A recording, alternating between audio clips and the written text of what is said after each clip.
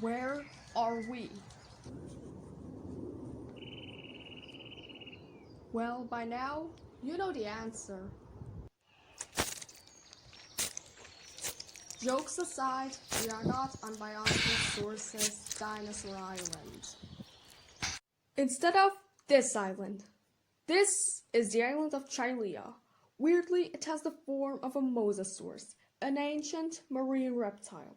Her most western point and her most eastern point are about 153 kilometers apart. The entire island is covered in mountains, yet only the north has a real chain of mountains that extends deep into the west and the east, forming the Western Mountains as well.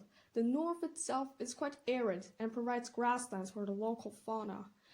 Meanwhile, the south lies at an average altitude of 500 meters above sea level, yet it is much swampier and humid than the north.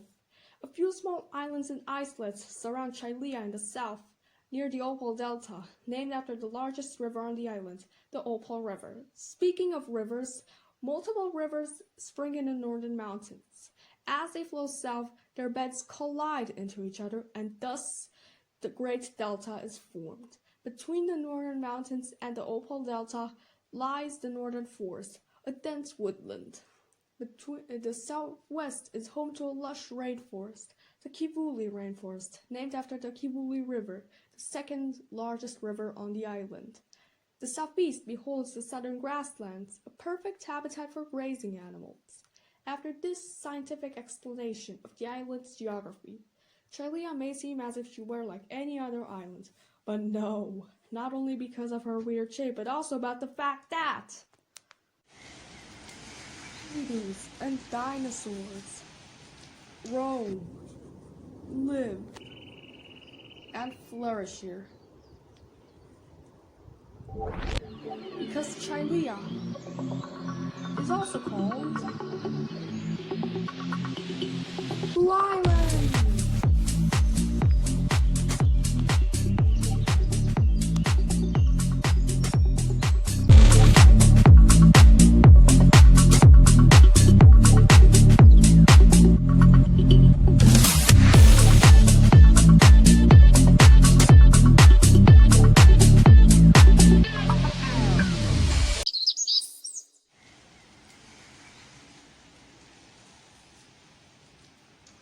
Our journey starts at the end of March. We are currently in the northern part of the island. These are the northern grasslands. They are a very common habitat around here and are usually found at around 1,000 to 1,500 meters altitude.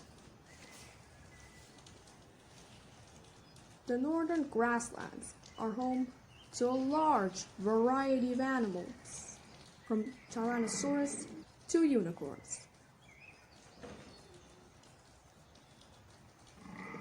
This is Arlo, a mature male Tyrannosaurus Allosaurus hybrid. He is the apex predator here, but he is not alone.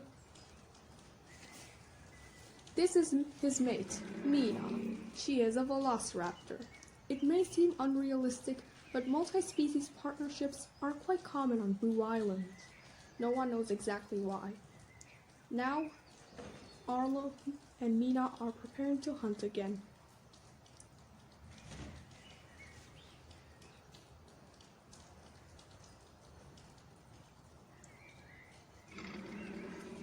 Looking down at the meadow, they have already chosen their targets.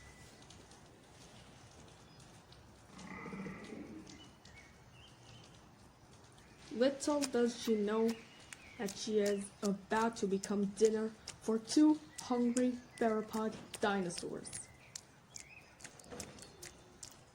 One last revisioning thought, and then they quietly make their way to their next meal.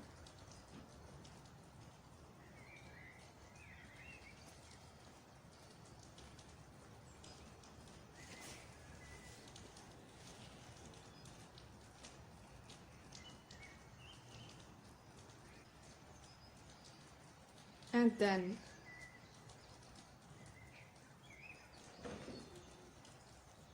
They strike.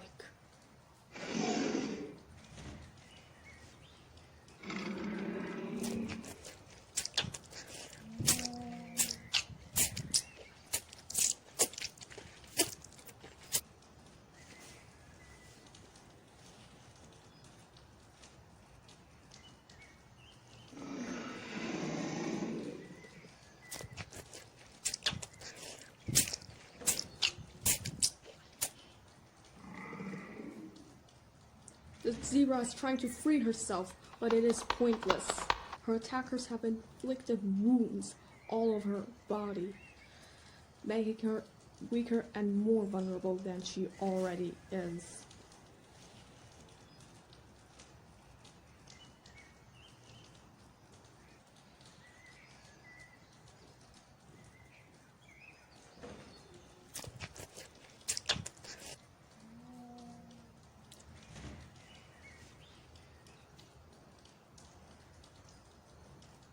And then she collapses.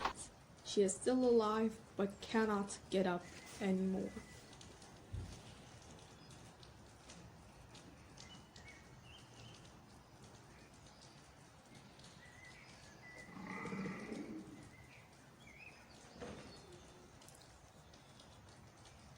One last suffocating bite in the jugular. She is dead.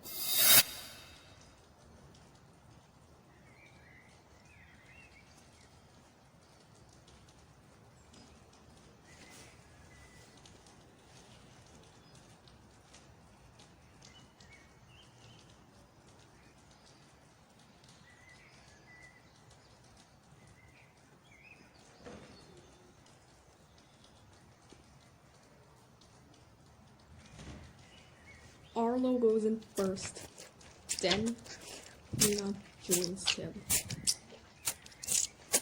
They will feast onto the carcass.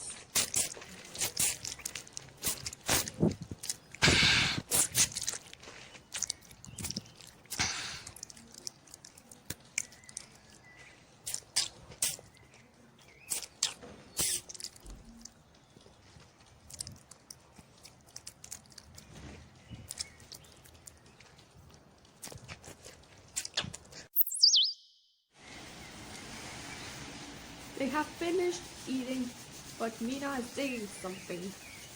It appears she is digging a nest. This means that she must be laying eggs soon. This is not the first time. Arlo and Mina already have a sub-adult daughter named Sabina. She moved out last spring. It is unclear why different species can mate with each other and have healthy offspring. Another anomaly on the island. Arlo himself is a hybrid. His father was a Tyrannosaurus, while his mother was an Allosaurus.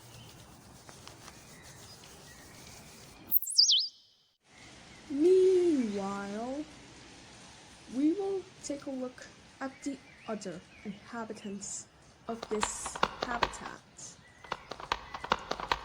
This is the unicorn herd, consisting of 4 members.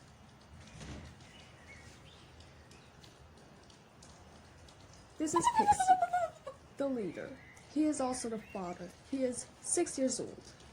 This is Fantasia, Pixie's mate and the mother. She is second in command and 5 years old.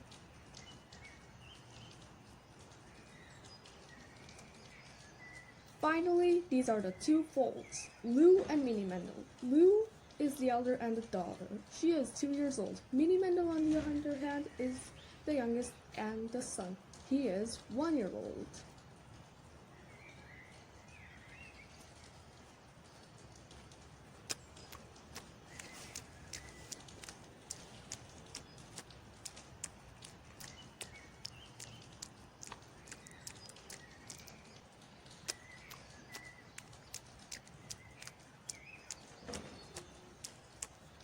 These are the 2 stegosaurs, Susie and Florence. They are also herbivores who come here regularly to graze.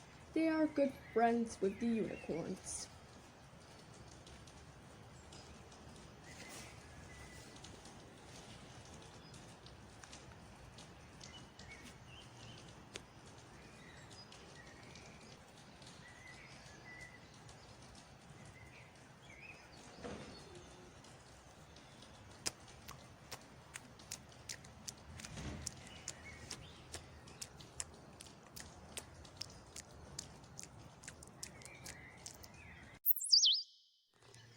south is a warm subtropical place. Here, by the Opal Delta, we meet another apex predator.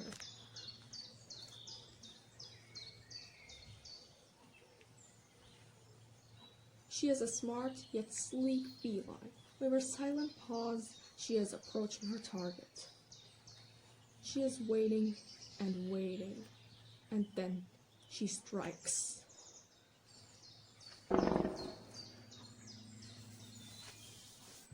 Sadly, the hunt was a failure, but now we get to see her face. This is Bianca, the queen of the south. She is 1 year old, but now she has to return to her nest with empty paws.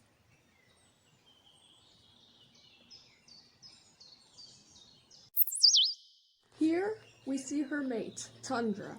He is the king of the south, and indeed he did catch something, a goldfish from the river.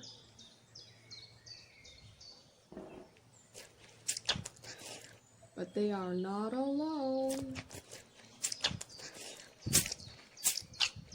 These are their 7 kittens, 4 boys and 3 girls. They are 3 months old and very healthy.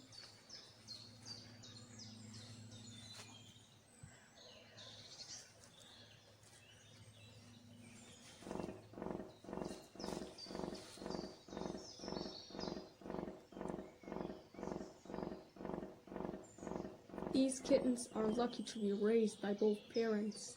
Usually, leopard moms raise their babies on their own, but in this case, Tundra is helping Bianca with her kittens. Without his help, not all kittens would have made it to this point.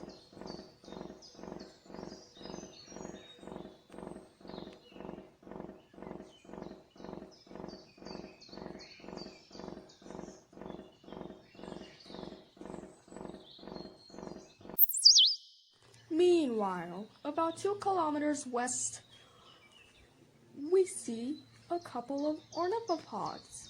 This is the Ornithopod herd.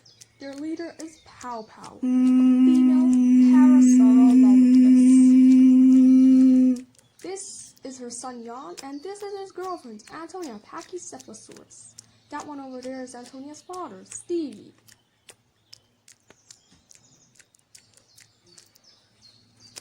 Over there is Judy, Stevie's mother and Antonia's grandmother.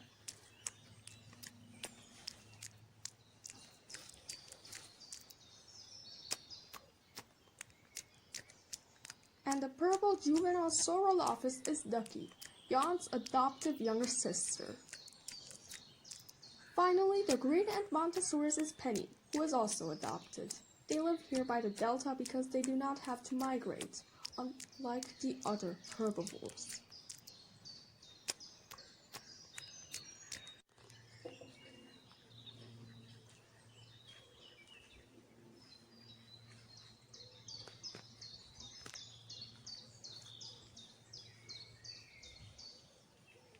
The herd looks around and relaxes after a long day.